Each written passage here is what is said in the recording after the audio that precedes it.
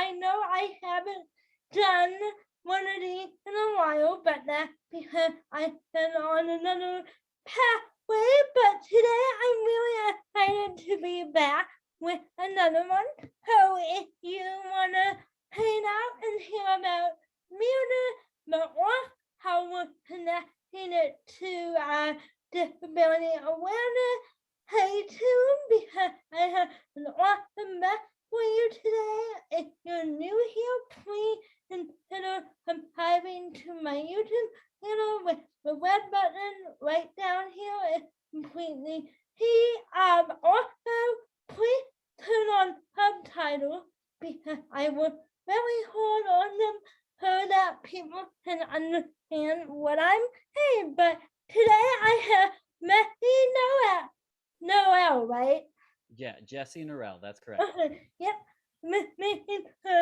Hi, do you want to introduce yourself? Sure.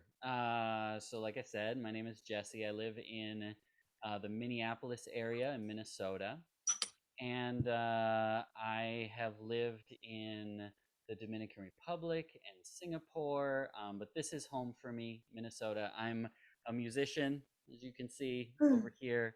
I've been teaching guitar for a really long time as a main job of mine, and I'm a songwriter. And as we'll talk about later, I put out my first album in a long time in March. Awesome. Yeah, my brother plays guitar and he was in a band for a very long time before he moved to Austin, Texas with his wife, Beat. So, yeah. Great, that's awesome.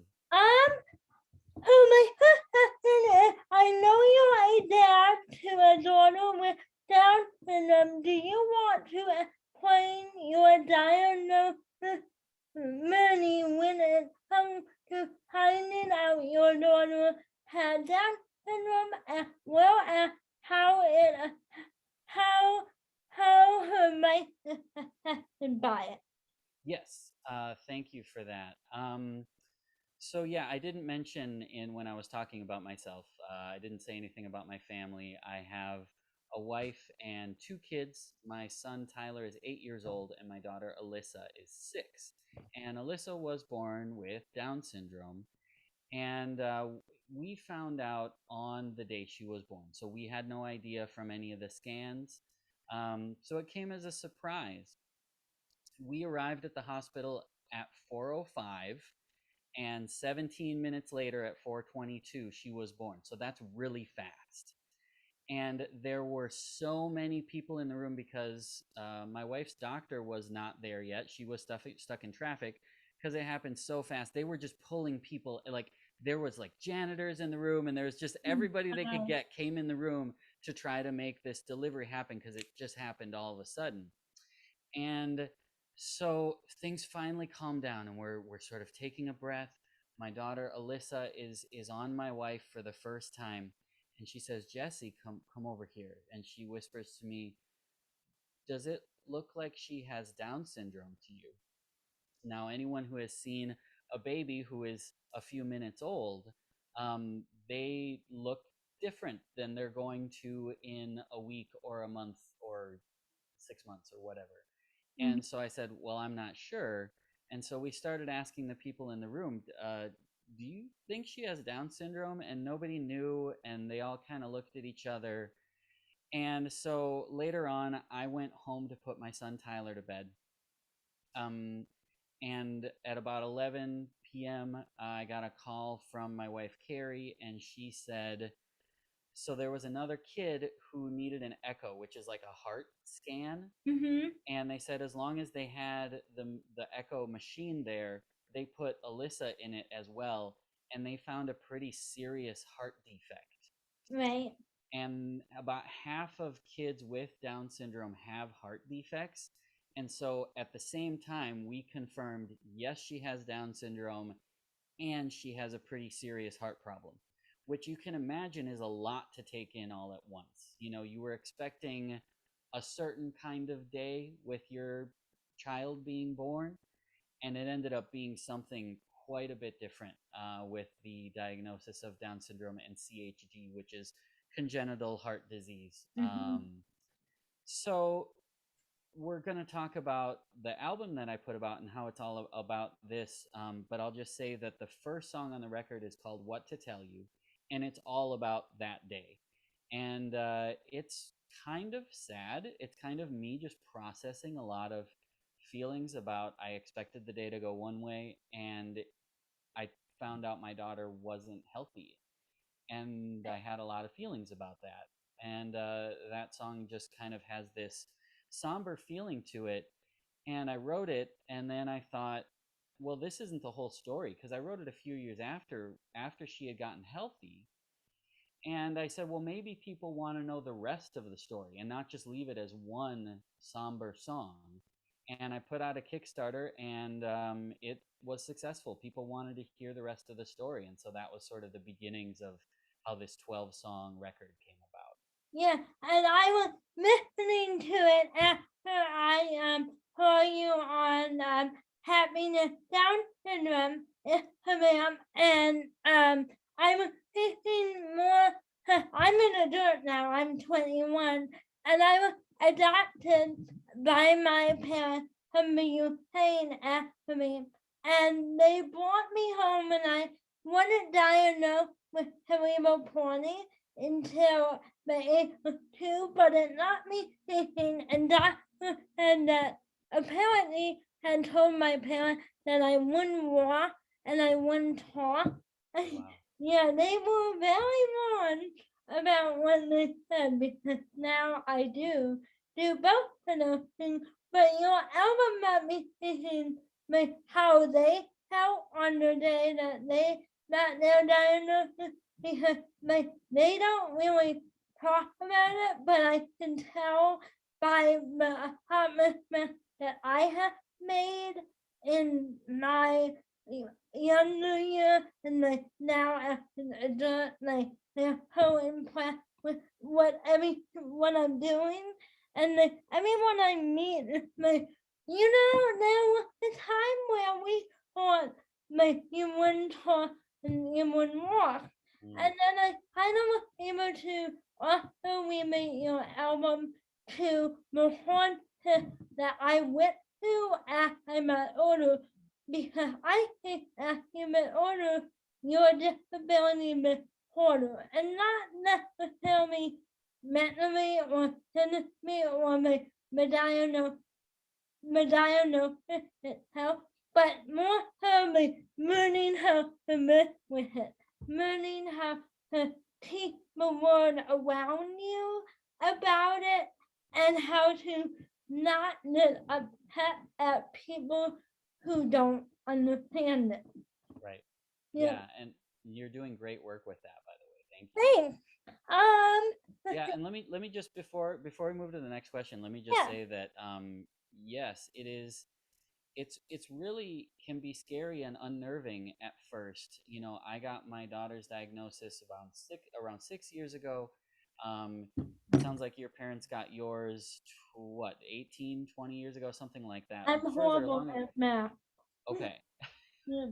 So, but anyway, it was longer ago, and the the people at Children's Minnesota did a pretty nice job of telling us, that everything's going to be okay. Right. Not things like you heard, she'll never walk, she'll never talk. People didn't say that to us, and they didn't say I'm so sorry. They didn't say, all the things that you hear a lot of horror stories Oh about yeah. people saying really like misinformed, almost mean things, instead of saying, congratulations, you have a new baby daughter. That's wonderful. And that's mostly what we heard, which was great. I mean, I still struggled with it for a while, but you know, just having people assure you, hey, it's going to be okay, is sort of the first thing you need to hear, not thinking, oh, will she ever go to college? Oh, will Right. she ever, get married or whatever? Like that's not what you need to be thinking about. You need to be thinking about like, hey, I have this wonderful human being in my life now, and she's great, and she's in my case a baby, and she's going to do baby things, and anyway, so it's important for not just the everyday person to get educated, but people within the medical industry as well, people in hospitals, people Right. delivering babies, all that sort of stuff, so that they can do a better job of informing parents, that it's going to be all right. Yeah, and I'm on with that before we move on. Even now, I'm 21, and I will be out in public. Or when I was in high school, people always say, "Oh, I'm so sorry you are disabled," or "Oh, I'm so sorry you have to deal with that," or "Oh, I'll pray for you," or "Oh, you can't know how you can only do the work program with me at a hotel, holding towel and doing the dishes. And, like I think like you said, the medical field, the educational field, professional workplaces need to learn how to accommodate those with disabilities because um because they are human too. But the menu is like more workplaces are being developed for those with disabilities. Yeah, I think things are getting better as we go along. But yeah, it's important for people not to make assumptions about what you Yeah. can and cannot do, and be careful with and for people to be careful with the whole "I'm so sorry" thing. Yeah. So the more people like you can educate the world, the better.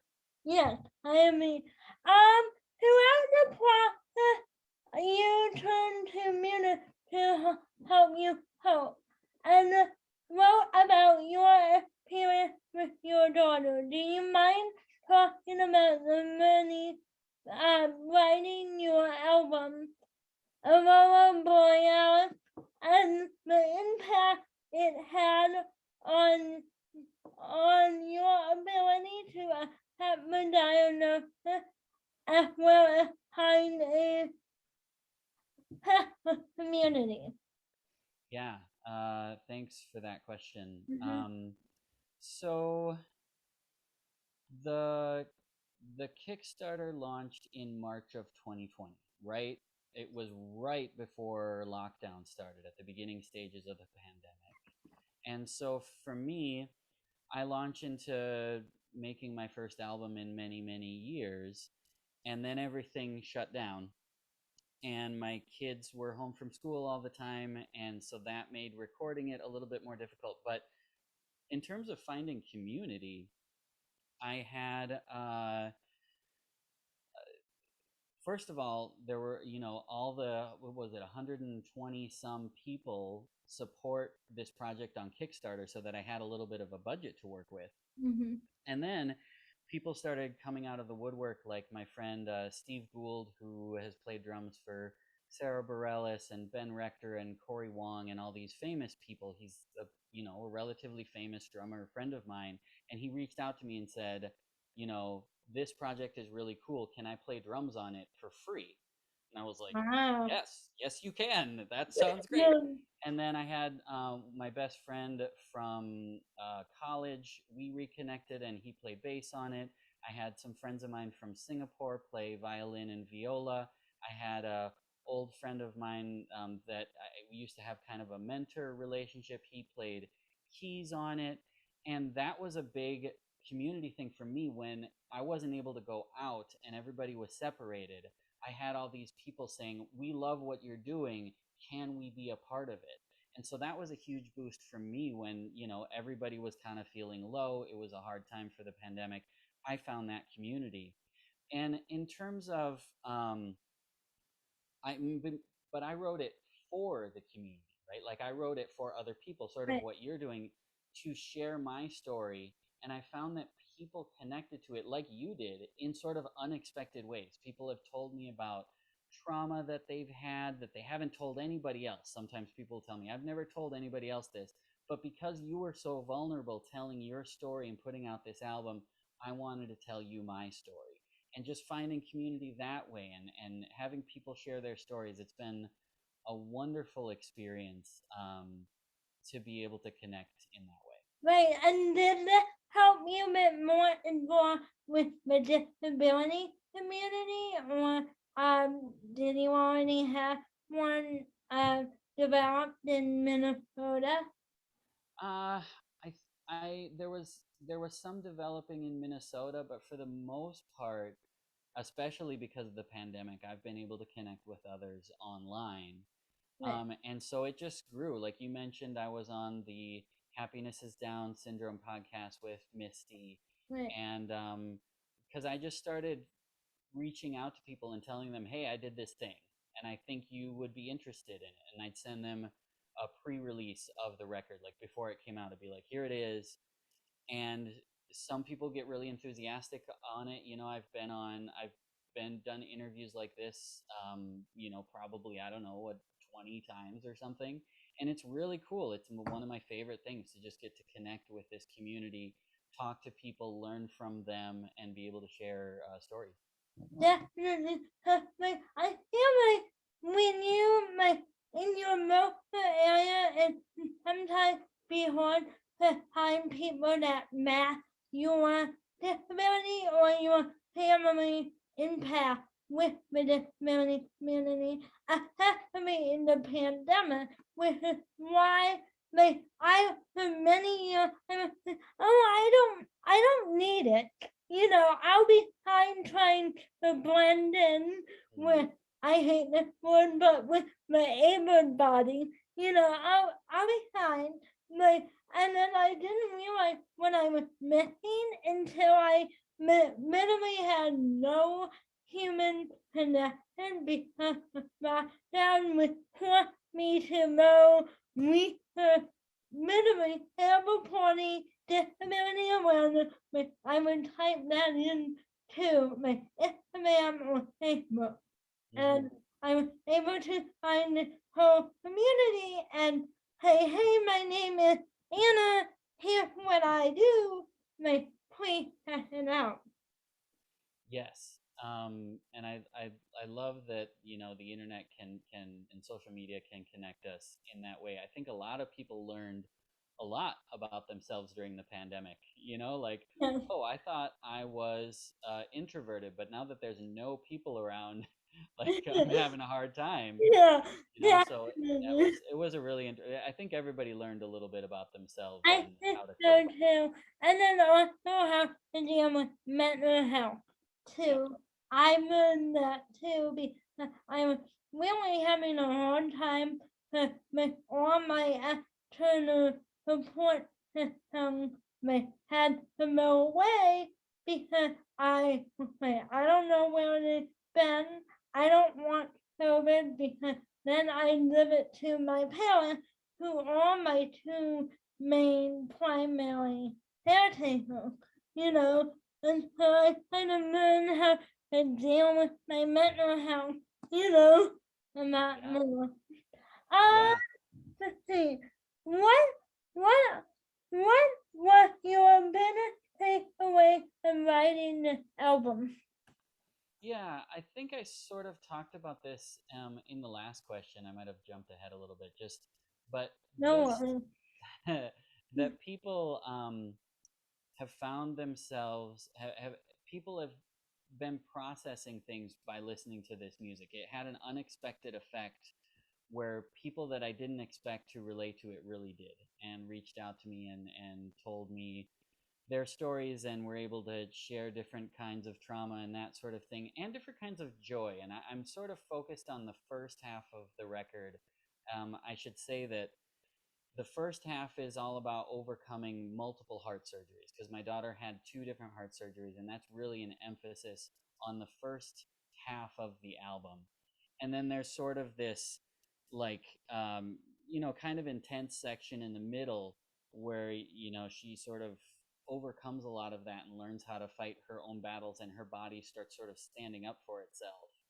And then the last half of the album is just all about joy and family and getting to enjoy my daughter and enjoy and understand and enjoy, even Down syndrome and everything that comes with that. Yeah. and understanding it better, and just finding just how big of a joy that is, because um, Alyssa she just is the embodiment of joy. A lot of people think that people with Down syndrome are happy all the time, and that's not true. But what is true is, for my daughter at least, is that she has this default of joy. She's able to find joy in the everyday when she's healthy, right? She's able to, that's her default. She goes through all of the emotions just like everybody else, of sadness and triumph and all the different things. Yeah.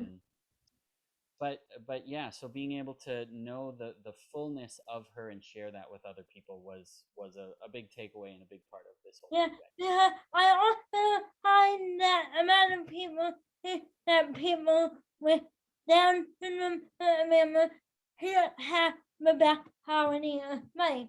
You know, I heard that too, and heard people are like, oh, they don't really have any problems in life. And I'm like, well, that's not true at all.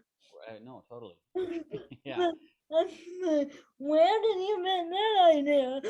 Right, right. No, and that I think that just comes from that that comes from a place of not knowing, right? Right, That's probably coming from people that don't have a personal connection to someone with Down syndrome, to right, the larger community, and have just are seeing it from afar, or have never even met someone with Down syndrome, and they're saying, "Yep, like that person's life is less than, it right, doesn't have value." And if once you get to know someone with that thing, that disability or whatever that you think is a certain way, getting to know them is going to dispel those preconceptions that you have. So I just really encourage people to do that. right.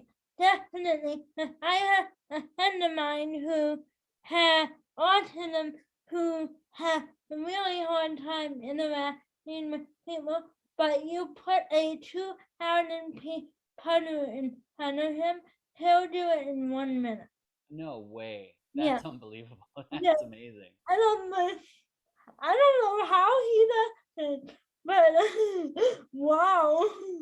It's about finding the strengths in people and not just focusing on the weaknesses, right? Right, Yeah. right. Um. Okay. Throughout my time here being a social media influencer, I have noticed a lot of people ta- taking to different art mediums to share their disability stories. What non-lasting impact do you see this having on a more inclusive society for those with disabilities? Yeah, I think everybody telling their stories is so important. And, for me, I don't tell this is how I tell stories, is through songs. And the reason I love it so much is because with the lyrics of the song, you can tell people what happened on that day or whatever. With the music, you can tell people how it felt.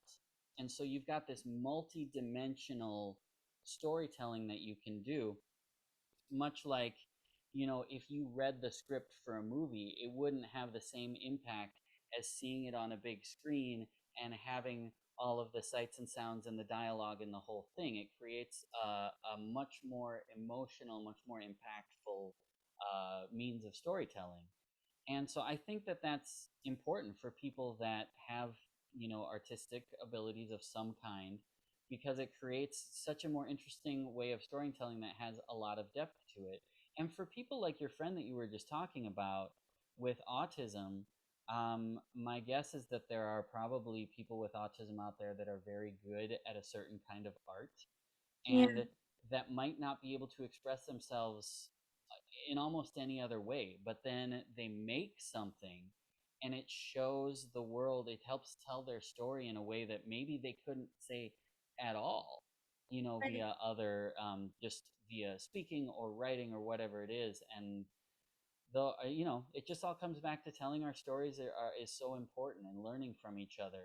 And art, I think, has a huge role to play in that. Yeah, definitely. And I think with everyone using media now, whether that's media, social media, or it'll be easier for those who might have a hard time processing the worded education, and so that'll create more ways to educate everyone, whether you learn creatively or by the book as well.